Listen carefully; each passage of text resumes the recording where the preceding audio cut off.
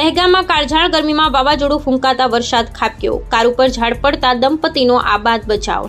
ગાંધીનગર જિલ્લા દહેગામ તાલુકામાં 42-43 અંશ ડિગ્રી તાપમાનમાં કાળઝાળ ગરમીમાં અને ધૂમધકતા તાપમાન લગ્નની મોસમમાં લોકો ગરમીમાં ત્રાહીમામ પોકારી ઉઠ્યા હતા. ત્યારે સાંજના સમયે આકાશમાં કાળા ડિંબાંગ વાદળો ઘેરાતા વાતાવરણમાં એકાએક પલટો આવી જતા પવનના સુસવાટા સાથે અને વીજ કડાકા સાથે વાવાઝોડું ફૂંકાતા લગ્નના સમયે પરિવારજનોની મુશ્કેલીનો સામનો કરવો પડ્યો હતો. ત્યારે ગુજરાતના મુખ્યમંત્રી ભૂપેન્દ્રભાઈ પટેલ બાયડ પ્રાસંગિક કાર્યક્રમમાં જવા પ્રસાર થવાના હતા. તે સમયે ઠેર ઠેર પોલીસ ખડે પગે તૈનાત હતી. તે સમય દરમિયાન વાવાઝોડું ફૂંકાતા શ્રીનાથ સોસાયટી નજીક એક કાર પસાર થઈ રહેલા તેના પર ઝાડ પર તૂટી પડતા આજુબાજુના લોકો દોડી આવ્યા હતા.